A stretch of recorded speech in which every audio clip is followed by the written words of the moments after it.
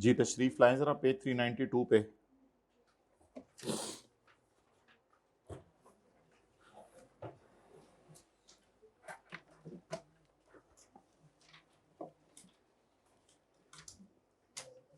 Page 392 पे ना हमारी कुछ अथॉरिटीज हैं, जैसे हाई कोर्ट है, सुप्रीम कोर्ट है। इसमें एक अथॉरिटी है एपलेट ट्रिब्यूनल, यानी ये भी जज होते हैं। ये हाई कोर्ट सुप्रीम कोर्ट से ये लेवल के होते हैं या नहीं, ये बात अलग है। तो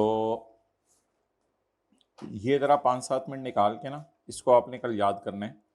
असल में अभी टाइम था इसलिए ये मैं करवा रहा हूँ। Page 395, appointment of appellate tribunal. Appellate tribunal के अंदर कौन होगा?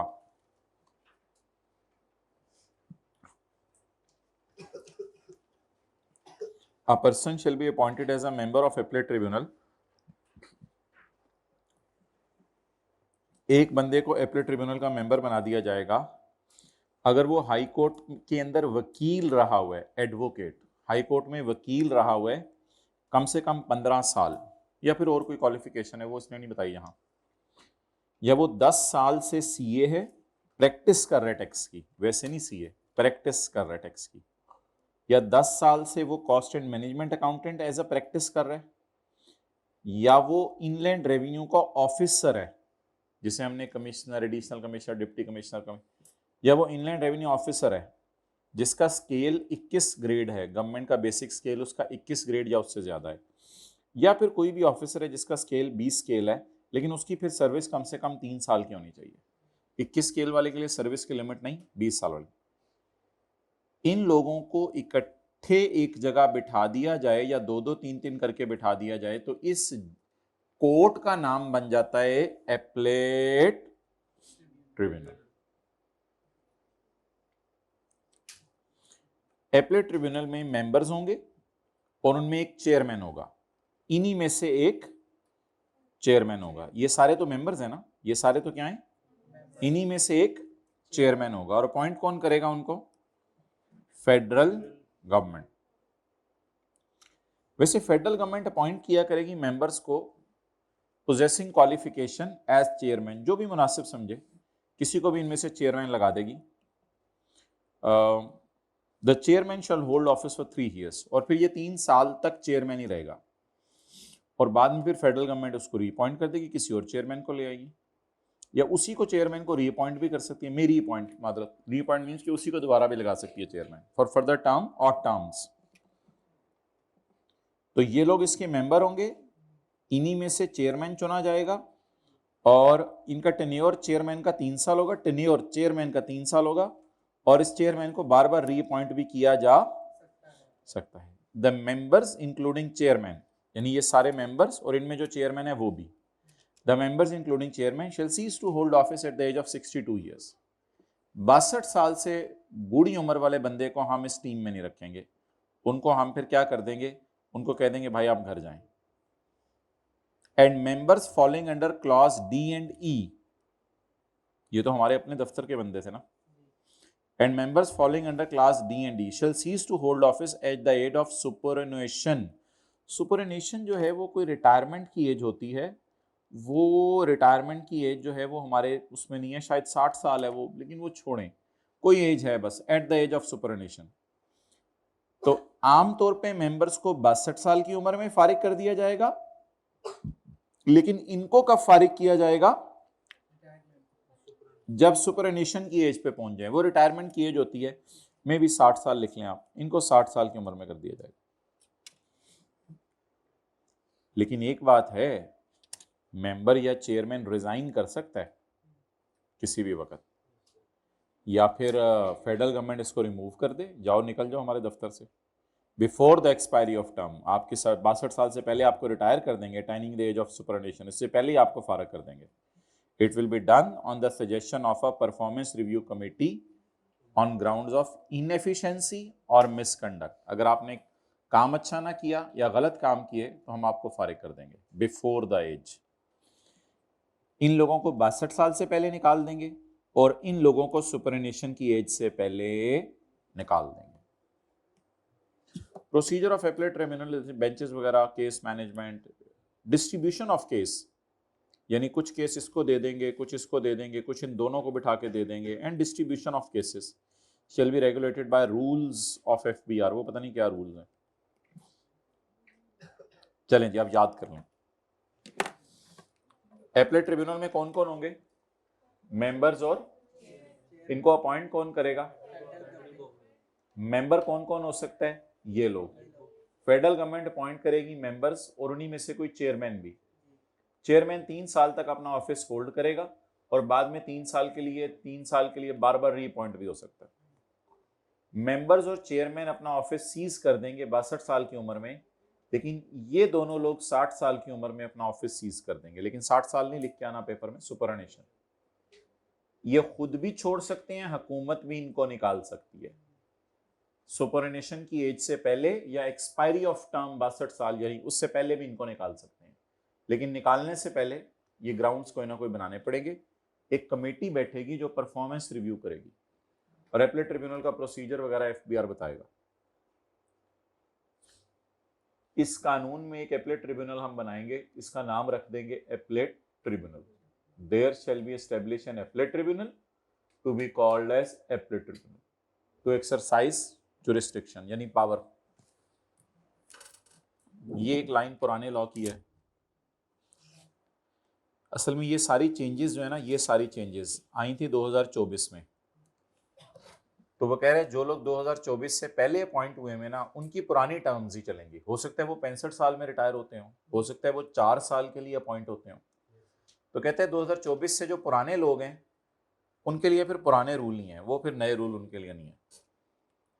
एग्जिस्टिंग मेंबर्स जो पहले से हैं including chairman shall continue to hold office या shall stop hold office on the same terms as applicable to them prior to commencement of law in 2024 till the completion of their term। जब तक कि उनकी term खत्म ना हो जाए तब तक पुरानी टर्म्स ही चलेंगी, अनलेस वो खुद ही रिजाइन कर जाएं या हम उनको रिमूव कर दें उससे पहले, वरना उनकी टर्म्स कौन सी होंगी?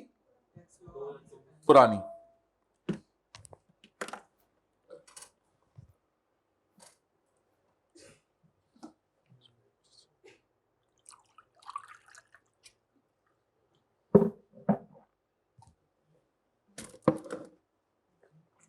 ओके, ये आखिरी लाइन पढ़ लें दोबारा। एग्जिस्टिंग से मुराद ना पुराने समझ लें। पुराने जो मेंबर्स हैं चेयरमैन वगैरह, वो अपना ऑफिस होल्ड करते रहेंगे on the same terms as applicable to them prior to commencement of tax law amendment act 2024। कब तक ये अपना ऑफिस होल्ड करते रहेंगे? जब तक ये अपना ऑफिस कंप्लीट ना कर लें, अनलेस दे आर रिजाइन्ड और रिमूव्ड।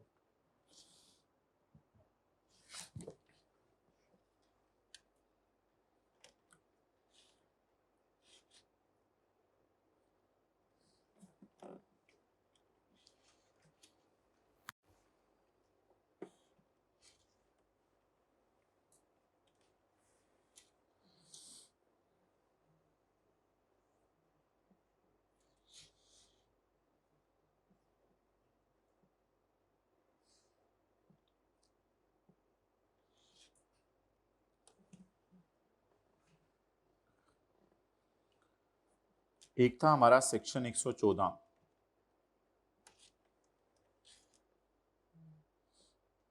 अभी आप लोग पेज बेशक ना खोलें, पेज 371 पे।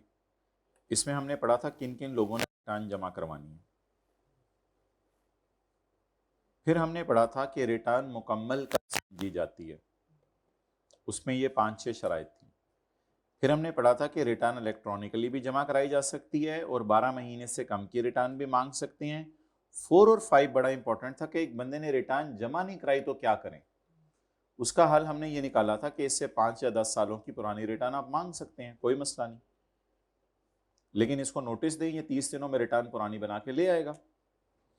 पॉइंट 6 में हमने पढ़ा था अगर आपका दिल चाहे रिटर्न रिवाइज करने को तो आप रिवाइज कर दें, कोई मसला नहीं। कुछ अप्रूवल वगैरह की जरूरत होती है वो देख लें आप, लेकिन जो revision of sales tax return है वो 3-4 लाइनें हैं, इसकी रिवीजन ऑफ रिटर्न की काफी ज्यादा लाइनें हैं। फिर हमने पढ़ा था कि आप रिटर्न किस वक्त जमा करवाएं, आप रिटर्न किस वक्त जमा करवाएं, रिवाइज वाली। अगर रिवाइज वाली नोटिस ऑफ ऑडिट से पहले पहले जमा करा दें नो पेनल्टी, अगर शो कॉज नोटिस के बाद के आने से पहले जमा कराई है तो 25%, और अगर शो कॉज नोटिस के भी बाद जमा कराई है तो 50% पेनल्टी। इसके बाद हमने पढ़ा था कि बिजनेस बैंक अकाउंट की डिटेल आपने देनी होती है, गैस बंद बिजली बंद वाली बातें पढ़ी थी। फिर हमने पढ़ा था 4 लोगों ने रिटर्न जमा नहीं करवानी। फिर हमने पढ़ा था कि वेल्थ स्टेटमेंट में क्या क्या लिखना है आपने। और फिर हमने पढ़ा था कि वेल्थ स्टेटमेंट किस किस ने जमा करानी है, पार्टनर ऑफ एओपी ने और रेजिडेंट इंडिविजुअल ने।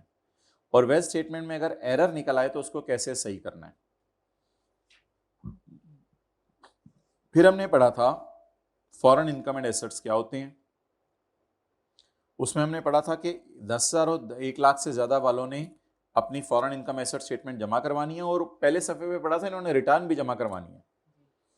और अगर कोई बंदा रिटर्न ये जमा ना करवाए तो कमिश्नरों से मांग लेगा, और इनके पर्टिकुलर्स भी पढ़े थे। फिर हमने पढ़ा था जो बंदा बिजनेस डिसकंटिन्यू करे खुद बताए 15 दिन में, और बताने के बाद उससे रिटर्न मांगी जाएगी, वो सेपरेट टैक्स ईयर की होगी, थोड़े दिनों की होगी, वो रिटर्न जमा करवाएगा। लेकिन अगर उसने नहीं बताया तो कमिश्नर उसके बारे में नोटिस भेज के उससे खुद ही निकलवा लेगा सारी चीजें। और पॉइंट 4 हमने नहीं पढ़ा था, अब तो हम पढ़ सकते हैं। जो डिसकंटिन्यू बिजनेस हो रहा है वो वाली रिटर्न भी एज्यूम्ड असेस समझी जाएगी। जाहिर बात है, आप बिजनेस डिसकंटिन्यू करें, आपने जाके रिटर्न जमा करवाई, एज्यूम कर लिया जाएगा आपकी असेसमेंट हो गई। ये बात तो अब हमें समझ आ जाएगी पॉइंट 4 वाली। फिर उसके बाद हमने पढ़ा था कि कंपनी ने रिटर्न जमा करानी होती है दिसंबर तक। कंपनी ने कब तक रिटर्न जमा करानी होती है? दिसंबर तक। लेकिन लेकिन लेकिन लेकिन हमने ये पढ़ा था कि अगर कंपनी का जनवरी से जून ईयर एंड है तो दिसंबर में आए, और अगर जुलाई से दिसंबर ईयर एंड है तो सितंबर तक आए। ये हमने पढ़ा था। इंडिविजुअल्स का तो जब मर्जी ईयर एंड हो, हमने याद कर लिया था कि इसके बाद 30 जून देखा करने कौन सा आ रहा है, उसके बाद 30 सितंबर को आपने आ जाना है। फिर हमने पढ़ा था जाके कि रिटर्न फाइल अगर टाइम पे नहीं कर सकते तो आप सबसे पहले एप्लीकेशन दें, फिर ये 3 रीजंस बताएं, फिर आपको 15 दिन की एक्सटेंशन मिल जाएगी। लेकिन अगर ज्यादा लेनी है तो चीफ कमिश्नर से बात कर करके, ये भी पढ़ा था सारा, लेकिन डिफॉल्ट सरचार्ज से देना पड़ेगा। फिर हमने पढ़ा था कि रिटर्न जब आप जमा करवाते हैं तो ये एज्यूम्ड असेसमेंट ऑर्डर बन जाती है। ये तो आज की सुबह की क्लास में भी देखा था, बल्कि इसको रिवाइज किया था अभी, बस छोड़ें।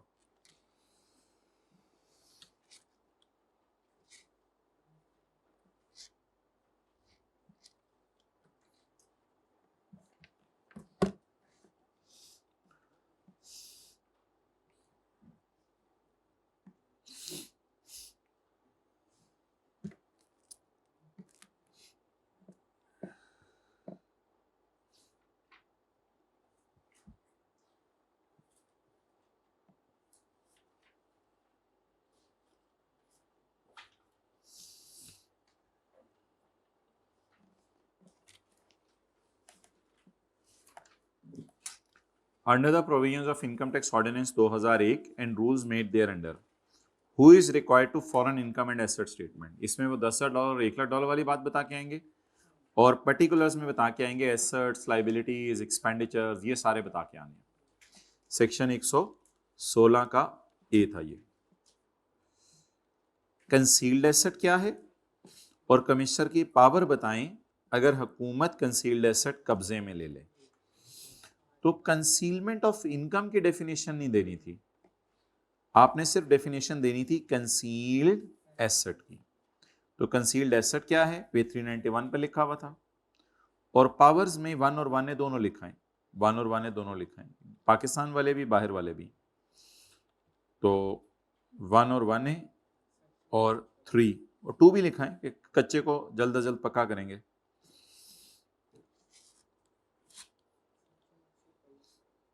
तो ये तो पॉइंट 3 लिख के आने आपने,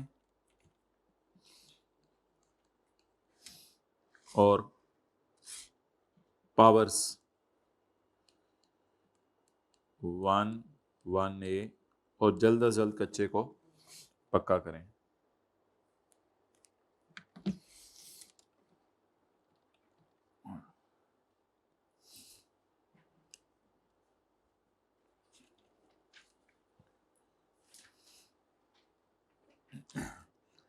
Haider was carrying on a business as a cloth trader, note करें आप। Haider was carrying on a business as a cloth trader. 28 October 2007 को there was a fire in his shop, उसकी दुकान में आग लग गई और स्टॉक जल गया। इंश्योरेंस कंपनी ने इनकार कर दिया पैसे देने से। कॉन्सिक्वेंटली हैदर ने अपना बिजनेस 31 जनवरी 8 को बंद कर दिया। 31 जनवरी 8 को बंद कर दिया। बिजनेस बंद करने के बाद हैदर ने इंश्योरेंस कंपनी के खिलाफ केस कर दिया और 13 लाख रुपए उसको रिकवर हुआ है as a full and final settlement from insurance company in tax year 2009। अच्छा, आग लगी है 2008 में या 2018, समझ लें जिस तरह ये सवाल आया हुआ है। आग लगी है 2018 में, क्योंकि 1 जुलाई 2017 को नया साल शुरू हो चुका है। आग लगी है 17 में 18 में, 1 जुलाई 17 के बाद 2018 का साल शुरू हो चुका है। आपने बिजनेस भी बंद किया है 18 में और इंश्योरेंस कंपनी ने आपको पैसे दिए हैं 2019 में। हैदर क्या करे जब बिजनेस बंद करे? State the requirements that Haider should comply with. जब बिजनेस बंद करे तब हैदर क्या करे? तो हैदर ने बस 2 काम करने हैं, एक नोटिस देने और एक रिटर्न जमा करवानी है।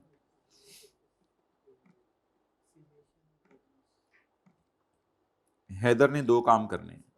जो बंदा नोटिस बंद कर रहा, बिजनेस बंद कर रहा हो, वो नोटिस दे बिजनेस बंद करने के बाद 15 दिनों के अंदर, उसके बाद रिटर्न जमा कराए। हाँ, अगर ये खुद नोटिस ना दे, कमिश्नर क्या करे ये तो इधर लिखने की जरूरत नहीं है।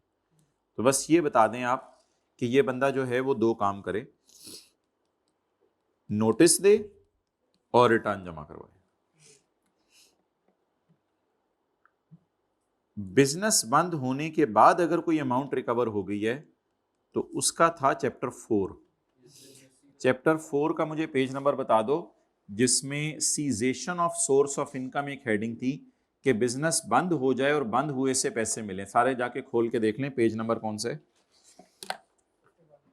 51, section number 72, chapter 4 section 72।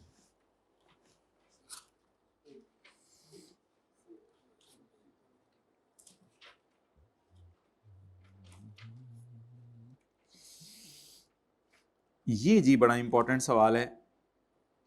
Specify the circumstances, जब कमिश्नर के पास ये पावर है कि किसी बंदे को नोटिस दे के 12 महीने से कम की रिटर्न मांग ले।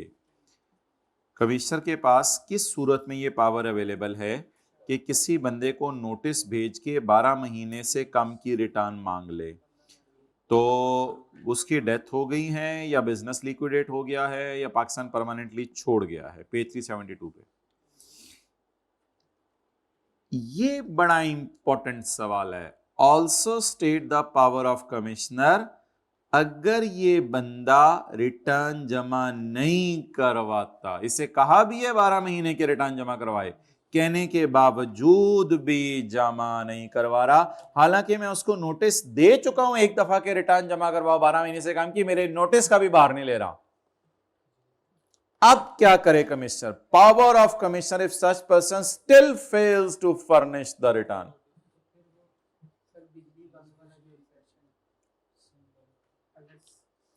नहीं, इसमें जो मेन सेक्शन है ना, वो आप लोगों ने लिख के आया करना है बेस्ट जजमेंट वाला, क्योंकि बेस्ट जजमेंट वाले में ना वाजे तौर पे इस सबसेक्शन का नंबर लिखा हुआ है, बेस्ट जजमेंट। अगर किसी बंदे को हमने नोटिस दिया सबसेक्शन 3 के सेक्शन 114 में और if he still fails to file the return, तो कमिश्नर बेस्ट जजमेंट करेगा। स्पेसिफिकली जब चीज मेंशन हो जाए तो फिर इधर उधर नहीं जाते, वाजे तौर पे उसने 114 का 3 लिख दिया यहां पे। तो जो बंदा 12 महीने से कम की रिटर्न का उसको हमने नोटिस भेजा के जमा करवाओ, उसने कहने के बावजूद भी जमा नहीं करवाई, तो फिर आप ऐसा करें, आप सिर्फ ये पेपर में लिखाएं, द कॉमी may based on an excessive make an assessment of income, it is called as best judgement, now assumed assessment shall have no legal effect.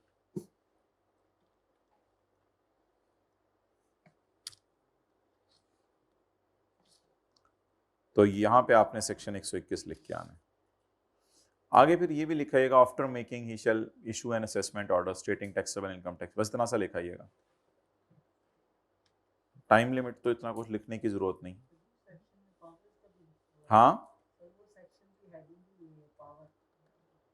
हाँ, वो जो सेक्शन है देखें इधर ना वाजे तौर पे 114 का 3 उसने लिख दिया है, तो जब ज्यादा वाजे जवाब हो तो फिर वो देखे आएंगे।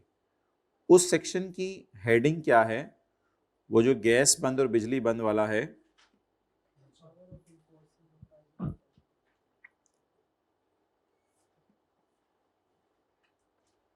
power to enforce filing of return. The board has power to issue general order to persons who are not appearing on FT taxpayer list but are liable to file return. The income tax general order will have following consequences. The board or commissioner having jurisdiction may order restoration of mobile phones. A person shall be included in general order if following conditions are fulfilled. Number 1, notice for filing of return has been issued, date of compliance of notice has elapsed and the person has not filed the return. अब ये जो सारा scenario है ये 100% same बन रहा है 114 के 3 के साथ तो नहीं उसने लिखा हुआ, 114 के 4 के साथ उसने लिखा हुआ है। अब जरा फर्क देख लें 114 के 3 और 4 में फर्क क्या है। 114 का 3 पेज 372 पे हमें कहता है कि 12 महीने से कम वाली रिटर्न, और 114 का 4 मैंने बताया था normal return, if a person has, ये 12 महीने वाली रिटर्न है। तो ये आप जरूर कह सकते हैं कि अगर कभी 114 के 4 वाला सवाल आया तो उसमें दोनों बातें लिख के आ सकते हैं कि बेस्ट जजमेंट भी हो सकती है और गैस बिजली भी बंद हो सकती है। लेकिन ये तो सिर्फ किसका पूछ रहा था, लेस देन 12 मंथ। तो पता ये चला कि अगर आप ये वाली रिटर्न जमा नहीं कराते तो आपकी क्या होगी, बेस्ट जजमेंट। अगर ये वाली रिटर्न जमा नहीं कराते नोटिस देने के बावजूद भी, फिर आप दोनों सेक्शन लगा के आ सकते हैं, और दोनों बेशक दोनों थोड़े थोड़े लिखाइएगा। एक ये कि आपकी गैस बिजली वगैरह बंद हो जाएगी, और दूसरा ये लिखाइएगा आपकी बेस्ट जजमेंट असेसमेंट हो जाएगी। लेकिन ये वाजे 114 का 3 था। ओके, एक इंडिविजुअल है फाइनल टैक्स रेजिम की इनकम कमा रहा है। भाई इंडिविजुअल्स ने तो 30 सितंबर को रिटर्न जमा करानी होती है, अब ये क्या पूछ रहे हो, ये हमें पता है 30 सितंबर following the end of tax year वाला।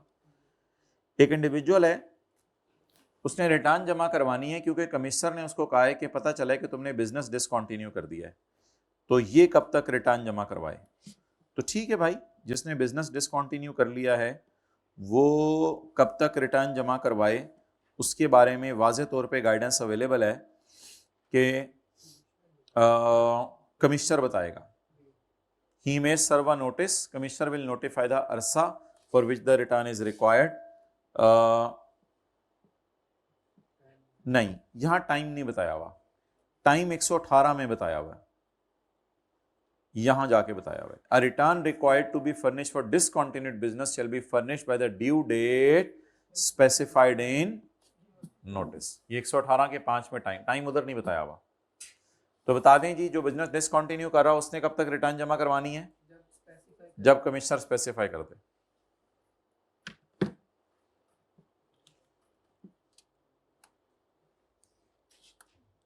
एक 118 का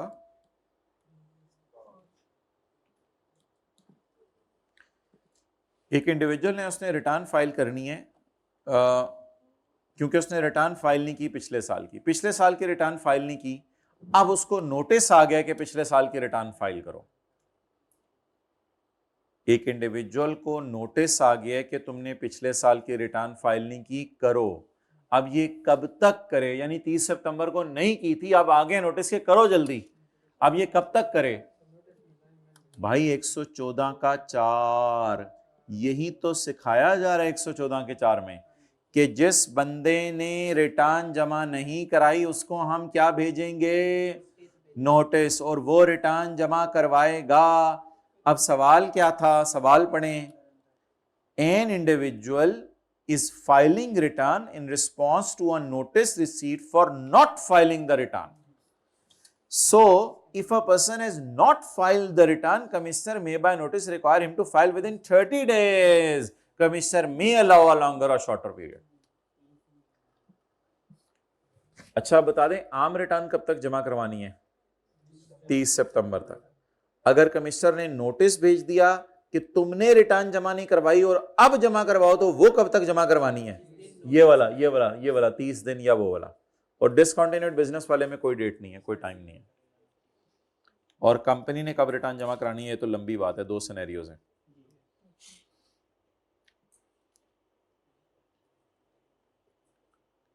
कंसील्ड एसेट बताएं और पावर्स बताएं। अनवर ने अपनी रिटर्न जमा कराई है 2013 की 31 अगस्त 13 को। कोई नहीं, जल्दी करवा दी है। 30 सितंबर तक करानी थी। रिटर्न इसने फाइल की है, जो क्या बन गई है? Assumed discount।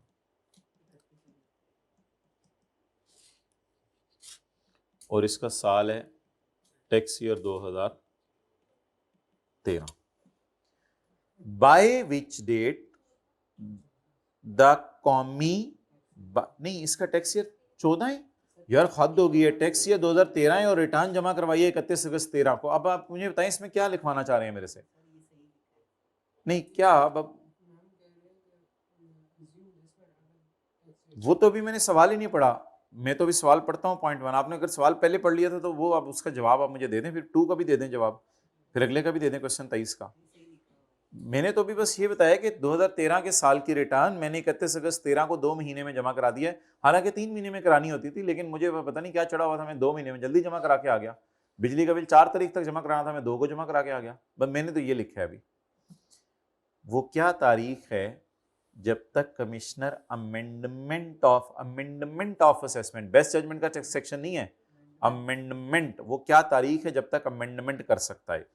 तो ये है इसका जवाब, 5 years from the end of that financial year in which the assumed order is issued.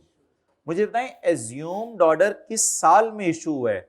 31 अगस्त 13 में। तो 31 अगस्त 13 का फाइनेंशियल ईयर का बैंड होगा 30/14 से आगे 5 साल गिने, 15, 16, 17, 18, 19। तो 30/19 is the last date by which first amendment can be made. बल्कि पूरा लिख के आएंगे, where an assessment order has been amended, it can be amended within 5 years from the end of financial year, from the date in which the assumed assessment order is issued. Therefore, in this case, amendment assessment can be made of for the first time by 30/2019. Next, कल FR2 की class में tax वाले आ रहे थे, आज tax वाले की class में FR2 आने बैठे आप लोगों के लिए पहले CSC चला के रखे हुए। अच्छा, point 2, by which date any further amendment can be made if the first amendment was made on 15 February 17। अगर पहली अमेंडमेंट 15 फरवरी 17 को हो गई है, तो सेकेंड अमेंडमेंट कब होनी है? Later of 5 years। अच्छा, ये वही डेट उठा लें, वो तो ऊपर हमने कैलकुलेट कर ली हुई है, ये तो वही डेट हुआ करेगी। लेटर ऑफ 5 years और 1 year। 1 year गिनना शुरू करना है। कोई अच्छा बता दे 15 फरवरी 17 के बाद कौन सा 30 जून आ रहा है? 30 जून 18 वालों को तो चपेड़े मारे ना बंदा क्लास के बाद जाके। 15 फरवरी 17 के बाद कौन सा 30 जून आ रहा है? 30 जून 17 से 1 साल आगे गिने। अच्छा, पूरा सुन लें क्या लिख के आएंगे। If an assessment order has been, बोले ना कल याद किया आप लोगों ने, इफ कल याद करने आप लोगों ने किया है। If an assessment order has been amended, if कोई नहीं पास हो गया टैक्स आज रिवीजन हो जाएगी। If an assessment order has been amended, it can further be amended, it can, बैठ से जरा 1 minute, it can further be amended as many times as may be necessary within the later of 5 years from the end of the financial year in which assumed order is issued, that is 30 June 19, और 1 year from the end of the financial year in which amendment took place. Amendment took place 30 जून 17 वाले साल में, तो उसके बाद एक साल क्या बनेगा 30 जून 18, तो later is 30 June 19. Done. Okay.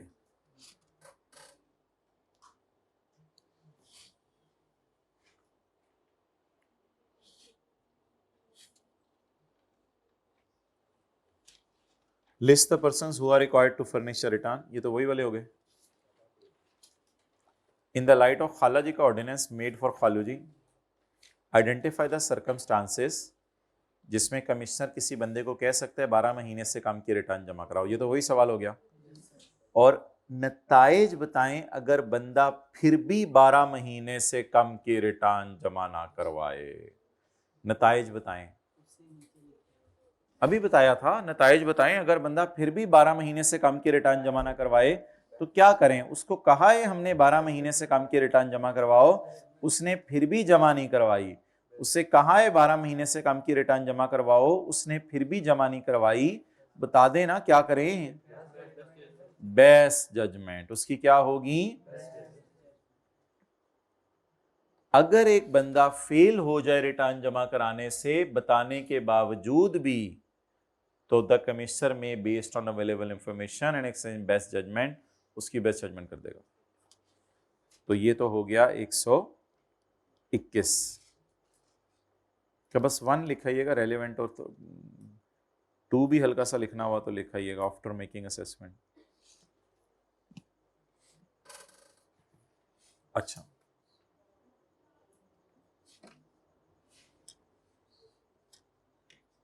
ये तो वही है. State the powers of if person fails to state the requirements which a person should comply with. देखा 2 मिनट पहले आने का नुकसान, ज्यादा पढ़ना पड़ेगा. State the requirements which a person should comply with on discontinuing business. अच्छा, state the requirements which a person should comply, which a person should comply या कमिश्नर शुड डू. पर्सन. बंदा क्या करे. बंदा कर भी क्या.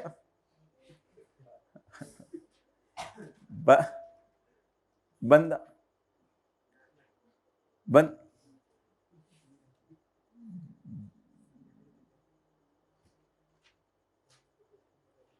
ये जो बैठे हुए ना FR2 वाले, ये बता दिया करते थे ऊपर जाएं नीचे जाएं, यहां लिखा हुआ है और ऊपर करें.